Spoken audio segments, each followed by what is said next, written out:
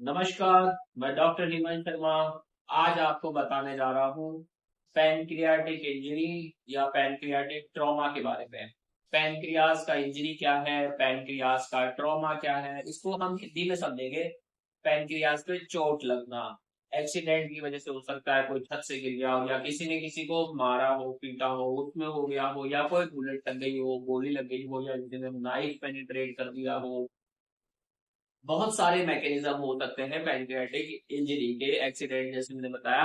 अब pancreatic injury कितनी common है, पैनक्रियास की जो चोट लगना कितना कॉमन है? 5% स्टैब वुंड डायरेक्ट, कोई गन शॉट वुंड है तो वो 6% रहता है। बाकी पैनक्रियाटिक इंजरी काफी कॉमन नहीं होती है, पर फिर भी पैनक्रियाटिक इंजरी होती है, ये थोड़ी डेंजर भी होती है, तो इसे डरने की जरूरत नहीं है। यही मैं इस वीडियो के माध्यम से आपको बताऊंगा कि पैनक्रियाटिक इंजरी क्या है। पैनक्रियाटिक इंजरी को डिफाइन किया गया है। ये पैनक्रियाटिक इंजरी क्यों होती है? जैसे स्पाइनल कॉर्ड है हमारी नीचे की हड्डी, और पैनक्रियास का जो टेल है, बॉडी है, ये इमोबाइल रहेगा थोड़ा सा। तो इमोबाइल रहेगा तो चोट लगेगी तो इंजरी होने का चांस है। ये रेट्रोपेरिटोनियल ऑर्गन है। जब भी हम सोनोग्राफी या ई फास्ट जिसे कहते हैं वो करके देखेंगे तो पैनक्रियाटिक इंजरी डिटेक्ट ही नहीं हो पाती है, क्योंकि वो रेट्रोपेरिटोनियल ऑर्गन है। इसको देखने के लिए सीबीसी होल एब्डोमेन बेस्ट होता है, या फिर आप एमआरसीपी पे जा सकते हो, कई बार आरसीपी भी कर सकते हैं।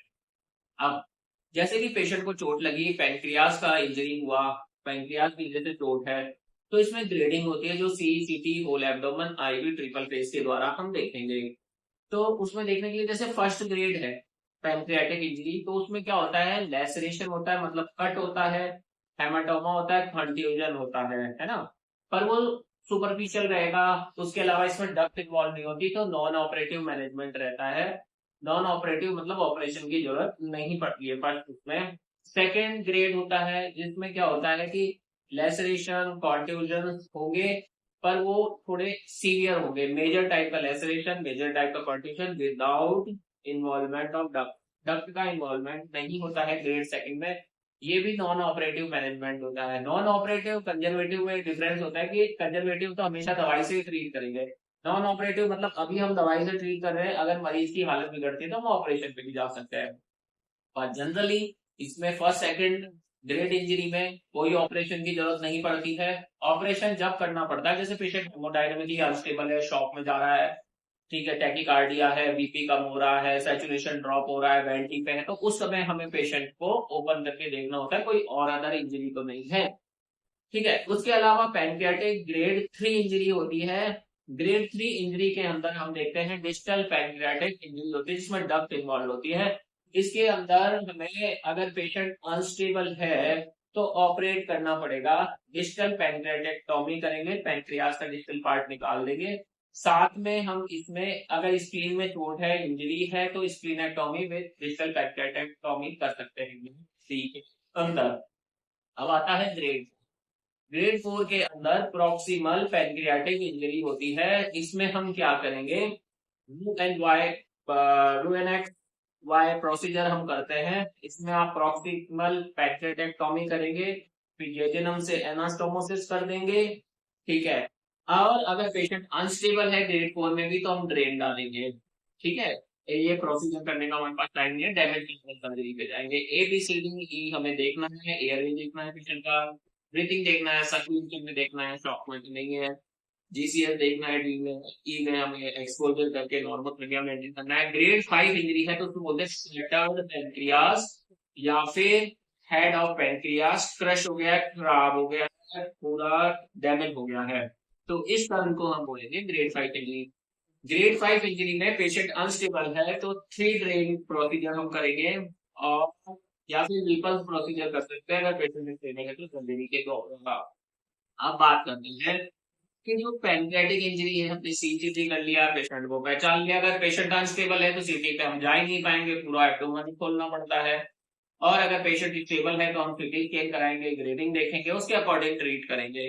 अब जो पैनक्रियाटिक इंजरी है इसका आउटकम क्या होगा? जैसे पेशेंट को बेड रेस्ट रहेगा फर्स्ट सेकंड ग्रेड इंजरी में लंबे समय तक, मतलब एटलीस्ट 3 मंथ्स, क्योंकि अगर वो चलता फिरता है, ज्यादा एक्टिविटी करता है तो ब्लीडिंग का चांसेस बनता है, तो बेड रेस्ट स्ट्रिक्ट एडवाइस रहेगा। उसके अलावा पैनक्रियाटिक सर्जरी हो गई या हमने दवाई से भी ट्रीट कर लिया तो क्या कॉम्प्लिकेशन हो सकता है पेशेंट को? हो सकता है इंसुलिन बहुत हाई पे चला जाए, इंसुलिन बने ही नहीं बॉडी में तो ग्लूकोज हाई हो जाएगा, क्योंकि पैनक्रियास का काम है एंडोक्राइन एक्सोक्राइन दोनों फंक्शन मेंटेन करता है। एंडोक्राइन में जैसे beta cell islets of Langerhans से हम निकलेगा, बीटा सेल से इंसुलिन बनेगा, अल्फा सेल से ग्लूकागॉन बनेगा। तो इसके अंदर आपका क्या रहेगा? इंसुलिन बनेगा नहीं तो पेशेंट को क्या होगा? शुगर बहुत ज्यादा होने लगेगा। और ग्लूकागॉन इफेक्ट होता है सेल्स, तो ग्लूकागॉन का क्या क्या होता है? ग्लूकोज रिलीज करना, तो ग्लूकोज रिलीज नहीं करेगा तो पेशेंट हाइपोग्लाइसीमिया में जाएगा। इंसुलिन नहीं बनेगा तो ग्लूकोज बढ़ेगा। तो कई तरीके की इंजरी हो सकती है इसमें। अमाइलेज लाइपेज इसके भी फंक्शन में डिस्टरबेंस हो सकता है। ट्रिप्सिन जो प्रोटीन कंज्यूम कर रहा था वो नहीं कर पाएगा। अमाइलेज क्या होता है? आपका कार्बोहाइड्रेट्स में कन्वर्ट होता है वो नहीं हो पाएगा। लाइपेज का जो फंक्शन होता है पैंक्रियाटिक एंजाइम में वो रहता है फैट्स को कन्वर्ट करना। तो ये सारी चीजें इम्पेयर्ड हो सकती है। इंसुलिन का मैकेनिज्म डिस्टर्ब हो सकता है, ग्लूकागॉन डिस्टर्ब हो सकता है, सोमेटोस्टेटिन पॉलीपेप्टाइड के लेवल डिस्टर्ब हो सकते हैं। तो पेशेंट को सिम्टोमेटिक ट्रीटमेंट किया जाएगा। प्लस अब इसमें पूछते प्रोग्नोसिस कैसा रहता है? देखो आउटकम इसमें थोड़ा पुअर आता है। पेशेंट अगर मेजर इंजरी है ग्रेड 5 तक है तो मरीज के कम चांसेस होते हैं पर बच जाता है। ऐसा नहीं, अगर आप अच्छे ट्रीटमेंट में अच्छे डॉक्टर के हाथ में हैं तो आप सर्वाइव करेंगे, कोई इन्फेक्शन इनसे बचना है। दूसरी चीज मैं आपको एक चीज और बताता हूँ कि अगर पेशेंट को ग्रेड 1 ग्रेड 2 इंजरी है तो प्रोग्नोसिस अच्छा रहता है। डिपेंड करता है प्रोग्नोसिस ग्रेड्स के ऊपर, कौन सी ग्रेडिंग है, कैसे डॉक्टर से आप ट्रीट ले रहे हैं, क्या आपका क्लियर चल रहा है, और कोई इंजरी तो नहीं है, आपको कोई बीमारी तो नहीं है। तो वीडियो अच्छा लगता है लाइक करें, चैनल बने हैं सब्सक्राइब कर लें। थैंक यू, धन्यवाद, बाय। और अगर आपको भी पैंक्रियाटिक इंजरी हुआ है तो व्हाट्सएप नंबर मेरा इस वीडियो के डिस्क्रिप्शन में, मेरे पे डायरेक्ट कॉल ना करें, व्हाट्सएप पे जाए अपना अपॉइंटमेंट बुक करें। थैंक यू, धन्यवाद, बाय।